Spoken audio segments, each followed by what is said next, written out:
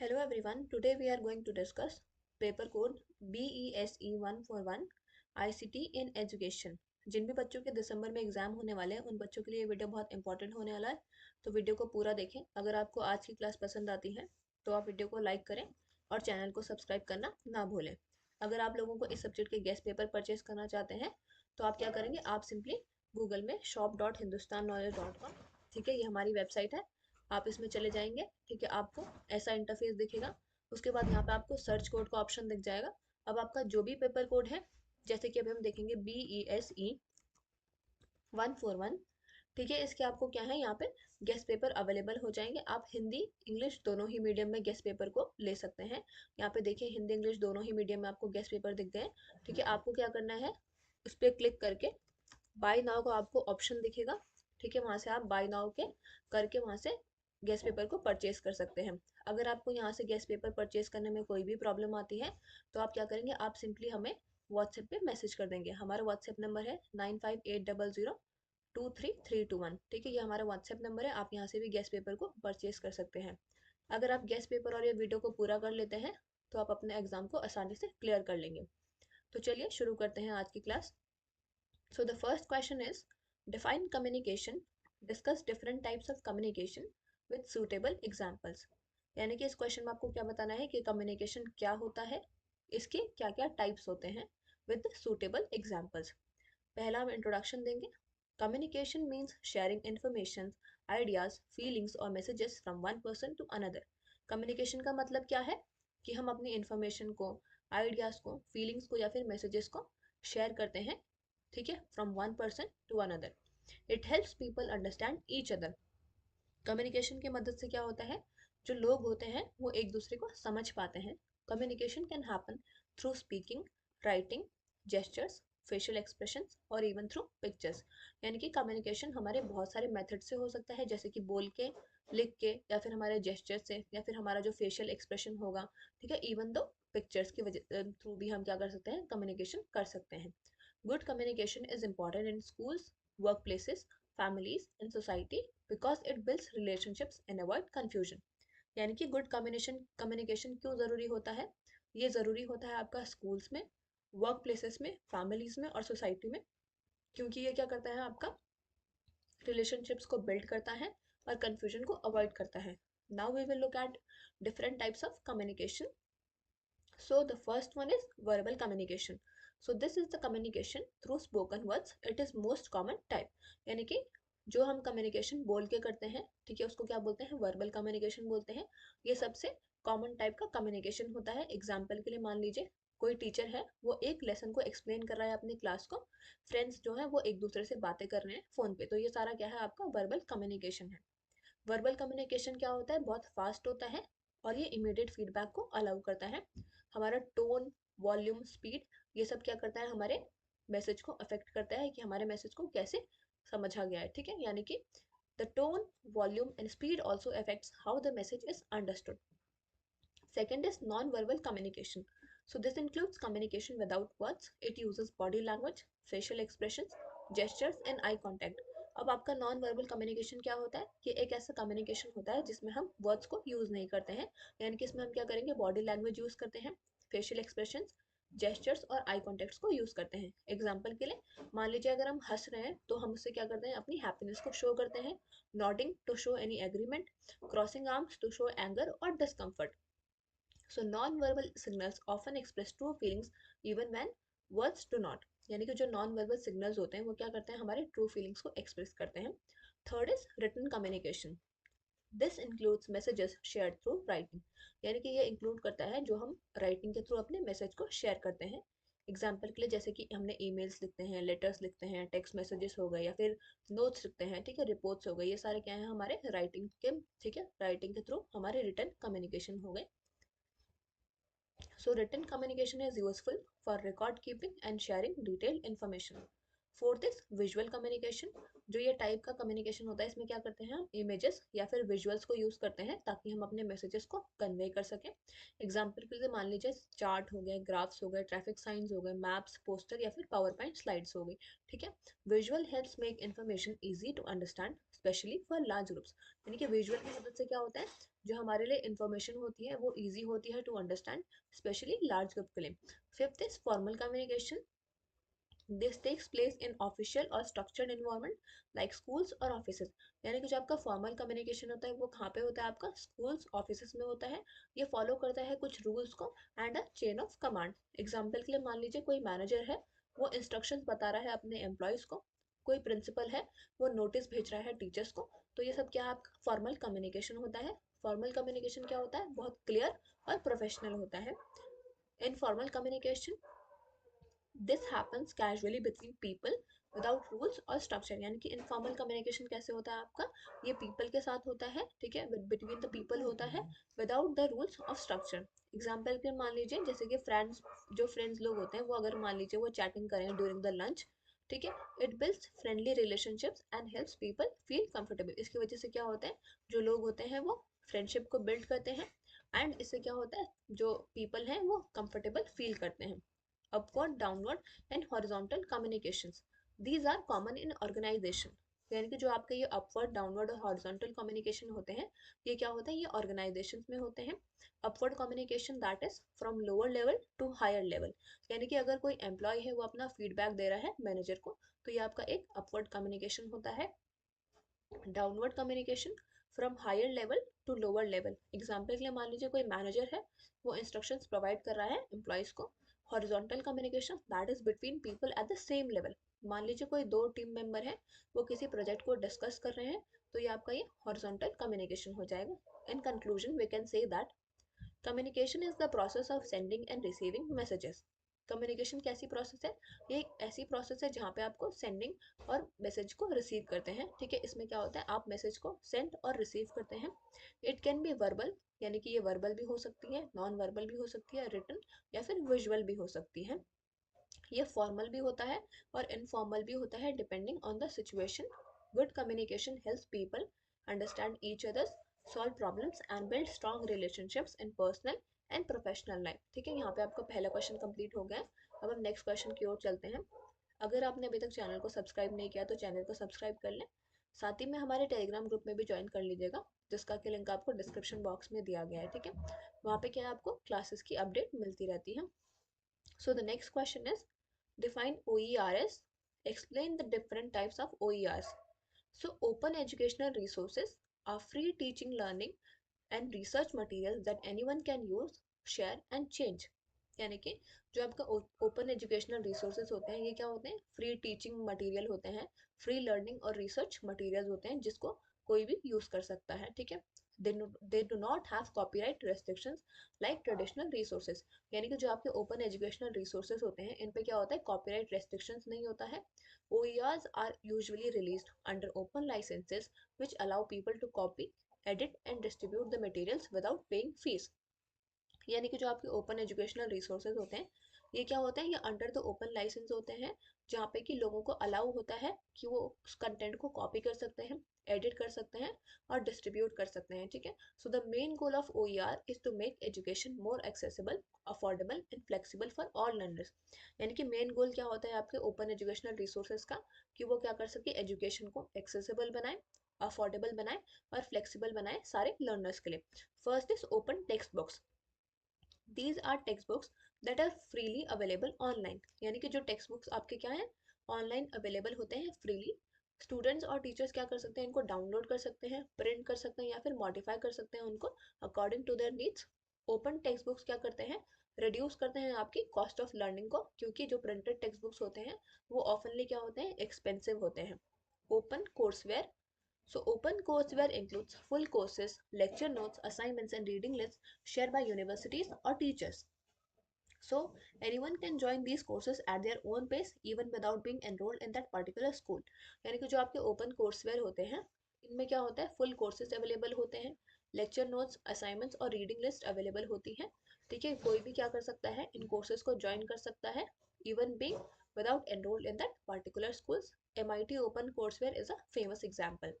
So open multimedia resource, these includes videos, audios, recordings, animations, images and diagrams that support learning. यानी कि multimedia resources में क्या होता है, आपका वीडियोस इंक्लूड होते हैं, ऑडियो रिकॉर्डिंग्स हो गए, एनिमेशंस हो गए, इमेजेस या फिर डायग्राम्स जो कि लर्निंग को सपोर्ट करते हैं. एग्जाम्पल के लिए मान लीजिए कोई एजुकेशनल वीडियो है साइंस एक्सपेरिमेंट पे, या फिर कोई हिस्टोरिकल इवेंट्स हैं जो कि स्टूडेंट्स को हेल्प कर रहे हैं, ठीक है, उस टॉपिक को अंडरस्टैंड करने में. Multimedia OERs make learning more interactive and engaging. Open educational software tools, these are free tools that helps in teaching and learning. यानी कि ये क्या होते हैं, ये फ्री टूल्स होते हैं जो कि हेल्प करते हैं टीचिंग और लर्निंग में. एग्जांपल्स जैसे कि open source learning management system, quiz making tools और software for creating presentations. Teachers क्या कर सकते हैं, इन टूल्स को यूज कर सकते हैं टू डिजाइन द लेसन्स और activities without paying for expensive software.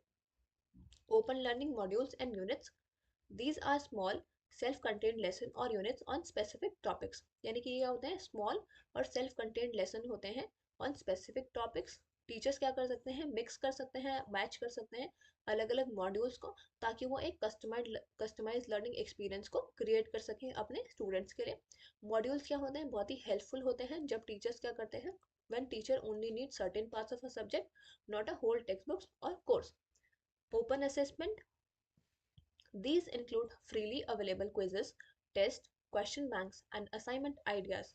So teachers can use them to check students' understanding or to give practice activities. यानी कि teachers इनको कैसे use कर सकते हैं, अपने students के understanding को check करने के लिए, ठीक है. Since they are open, teachers can change the questions to suit their class. यानी कि ये open होते हैं, तो teachers क्या कर सकते हैं, इन questions को change कर सकते हैं according to the class. So open research articles and journals. Many academic journals are open access. This means anyone can read research articles without paying. यानी कि जो बहुत सारे जर्नल्स होते हैं वो ओपन होते हैं एक्सेस के लिए. इसका ये मतलब है कि कोई भी क्या कर सकता है, इनको रिसर्च को रीड कर सकता है, ठीक है, without paying. So students, teachers and researchers can use this articles to learn more about a subject और to support their own research, ठीक है. Now we will move to the next question. What are the advantages of ICT integration in teaching learning process?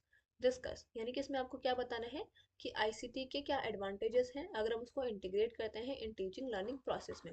So ICT plays an important role in modern education. यानी कि ICT क्या करता है, एक important role को play करता है modern education में. ये टीचिंग और लर्निंग को इफेक्टिव बनाता है, इंटरेस्टिंग बनाता है और इंटरैक्टिव बनाता है.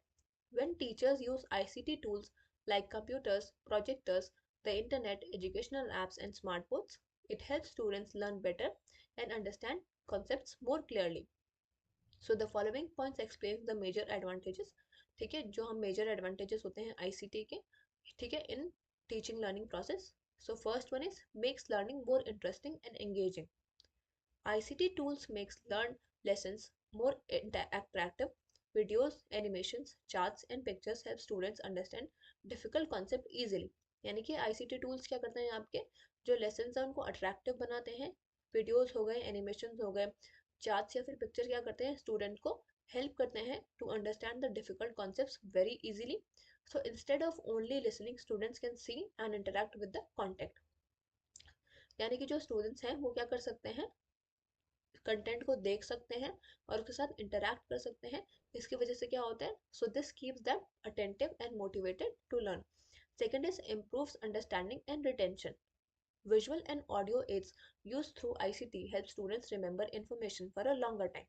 यानी कि अगर स्टूडेंट्स क्या करते हैं, अगर विजुअल और ऑडियो एड्स को देखते हैं, ठीक है, ICT की मदद से, तो वो क्या कर सकते हैं, इन्फॉर्मेशन को ज़्यादा टाइम के लिए रिमेंबर कर सकते हैं. कॉन्सेप्ट जो कि बहुत कॉम्प्लिकेटेड होते हैं वो सिंपल बन जाते हैं जब उनको हम डायग्राम्स के थ्रू दिखाते हैं, साइमुलेशंस या फिर मॉडल्स के थ्रू शो करते हैं. सो इसकी वजह से क्या होता है, उनकी अंडरस्टैंडिंग और रिटेंशन दोनों ही एनहांस होती है. Third is encourage active learning. ICT allows students to participate actively in their learning process. ICT क्या करता है, स्टूडेंट्स को अलाउ करता है कि वो एक्टिवली पार्टिसिपेट करें लर्निंग प्रोसेस में. वो क्या कर सकते हैं, क्विजेस वगैरह खेल सकते हैं, एजुकेशनल गेम्स को प्ले कर सकते हैं और डिजिटल असाइनमेंट्स को कंप्लीट कर सकते हैं. So this increases their involvement and makes learning more student centred rather than teacher centred. Provide access to vast information. Through the internet students can access unlimited information any time, यानी कि internet की मदद से क्या है, students क्या कर सकते हैं, अनलिमिटेड इन्फॉर्मेशन को एक्सेस कर सकते हैं। They can explore topics beyond the text books, read articles, watch educational videos and conduct research, यानी कि वो क्या कर सकते हैं, जो टॉपिक्स उनके टेक्स्ट बुक्स में भी नहीं है उनको भी वो एक्सप्लोर कर सकते हैं, आर्टिकल्स को पढ़ सकते हैं और एजुकेशनल वीडियोस को देख सकते हैं, ठीक है, और रिसर्च भी कंडक्ट कर सकते हैं। इसकी मदद से क्या होता है, उनके उसमें क्यूरियोसिटी डेवलप होती है जिसकी वजह से उनका जो नॉलेज है वो ब्रॉडन होता है। Supports different learning styles, every students learns differently, यानी कि जितने भी स्टूडेंट्स होते हैं वो अलग अलग तरीके से सीखते हैं। Some learn better through visuals, some through audio and others through hands on activities. So ICT supports all learning styles by offering a variety of resources such as video, audio clips, interactive modules and virtual labs। यानी कि जो आपका ICT होता है वो learning style को support करता है, जितनी भी लर्निंग स्टाइल्स हैं, by offering a variety of resources, जैसे कि वीडियोस हो गया, ऑडियो क्लिप्स हो गए, इंटरैक्टिव मॉड्यूल्स हो गए या फिर वर्चुअल लैब्स हो गए। एनहांसेस टीचर्स एफिशिएंसी, आईसीटी क्या करता है, टीचिंग को ईजियर बनाता है एंड मोर ऑर्गेनाइज बनाता है टीचर्स के लिए। They can use digital lesson plans, online assessments and multimedia presentations. इसकी वजह से क्या होता है, उनका टाइम सेव होता है और टीचर को हेल्प मिलती है ताकि वो किसी भी टॉपिक को क्लियरली एक्सप्लेन कर सके। आईसीटी अलाउ करता है टीचर्स को अपनी स्टूडेंट्स की प्रोग्रेस को ट्रैक करने में, ठीक है। Promotes collaboration and communication, online platforms and tools allow students to work together on project even when they are not in the same place, यानी कि ऑनलाइन प्लेटफॉर्म्स और टूल्स क्या करते हैं, स्टूडेंट को ये अलाउ करते हैं कि वो एक साथ काम कर सके प्रोजेक्ट्स पे, इवन अगर वो एक टाइम पे एक साथ नहीं है तो वो क्या कर सकते हैं, अपने आइडियाज को शेयर कर सकते हैं, टॉपिक्स को डिस्कस कर सकते हैं और एक दूसरे से सीख सकते हैं। टीचर्स भी क्या करते हैं, कम्युनिकेट कर सकते हैं स्टूडेंट्स और पेरेंट्स के साथ effectively. Prepare students for future, technology is a big part of modern life and workplaces. Using ICT in schools prepares students with the digital skills needed for future careers। यानी कि अगर students अपने school में क्या करेंगे, ICT को use करेंगे तो उससे क्या होगा, उनमें डिजिटल स्किल्स आएंगी जो कि फ्यूचर करियर्स के लिए जरूरी होती है। So it helps them become confident in using technology. In conclusion, we can say that ICT integration makes the teaching learning process more effective, enjoyable, and meaningful. It improves understanding, support different learning needs, and prepares students for a technology-driven world. Thus, ICT is an essential part of modern education. Now we will move to the next question. What do you mean by educational communication? Discuss the ways to make educational communication effective, यानी कि educational communication क्या होता है और इसको effective बनाने के क्या तरीके होते हैं। So educational communication means the process of sharing information, ideas, skills और knowledge between teachers and learners. यानी कि एजुकेशनल कम्युनिकेशन का मतलब है कि ये एक ऐसी प्रोसेस है जिसमें हम इंफॉर्मेशन को, आइडियाज को, स्किल्स को, नॉलेज को शेयर करते हैं between the teachers and learners. ये इंक्लूड करता है आपका speaking, writing, gestures, visuals and technology जो कि स्टूडेंट्स को हेल्प करता है to understand a lesson. Simple word में बोले तो एजुकेशनल कम्युनिकेशन क्या है, ये एक वे है जिससे टीचर्स क्या करते हैं, टीच करते हैं और students learn by exchanging the messages. So it forms the base of teaching learning because without clear communication students cannot understand the concept properly। यानी कि जो ये आपका एजुकेशनल कम्युनिकेशन है ये क्या करता है, बेस को फॉर्म करता है टीचिंग लर्निंग की, क्योंकि बिना क्लियर कम्युनिकेशन के क्या है, स्टूडेंट्स क्या है, अंडरस्टैंड नहीं कर पाएंगे कॉन्सेप्ट्स को properly. Educational communication can be verbal, non verbal and written.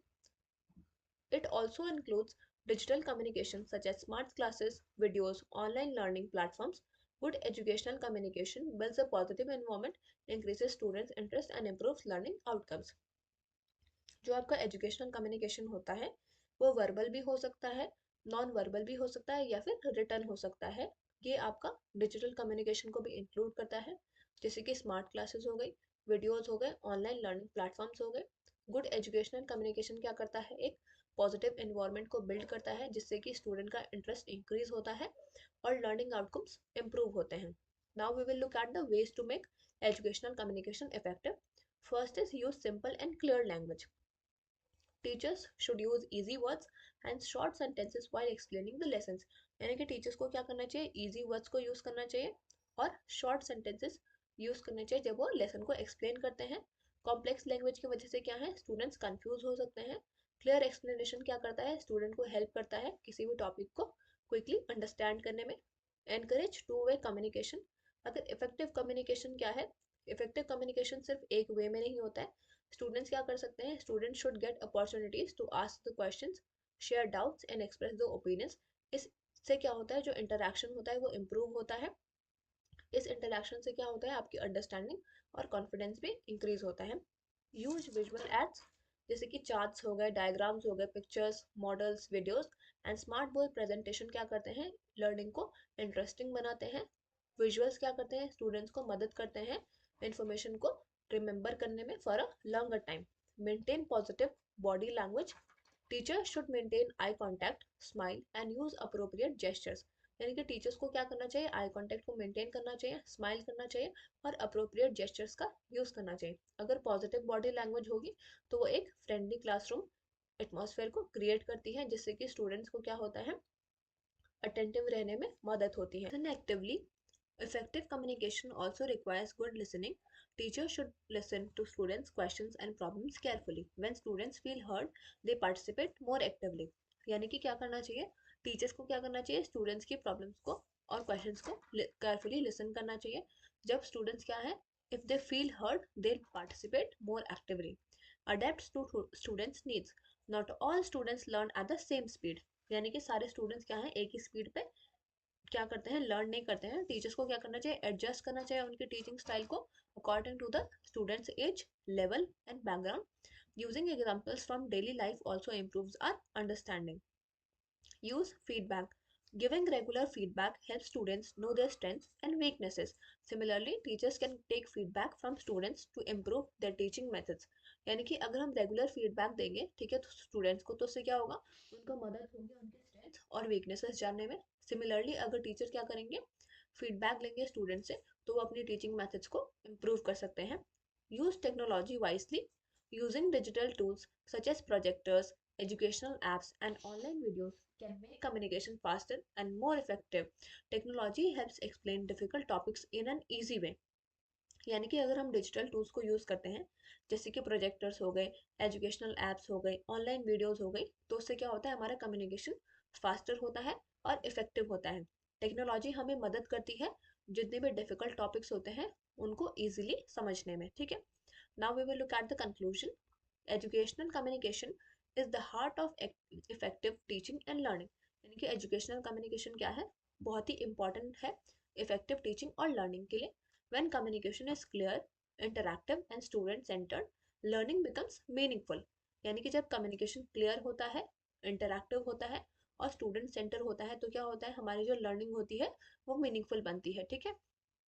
Teacher should use simple language, visuals, technology and active listening to make educational communication more effective. Teachers को क्या करना चाहिए, सिंपल लैंग्वेज यूज करनी चाहिए, visuals को use करना चाहिए, technology और एक्टिव लिसनिंग को यूज करना चाहिए, ताकि वो क्या करें, अपने एजुकेशनल कम्युनिकेशन को इफेक्टिव बना सके, ठीक है। तो यहाँ पे आपके जितने भी इंपॉर्टेंट क्वेश्चंस थे वो कंप्लीट होते हैं, ठीक है। आप वीडियो को पूरा देखें और वीडियो को ज़्यादा से ज़्यादा शेयर करें, ठीक है। चैनल को सब्सक्राइब करना ना भूलें।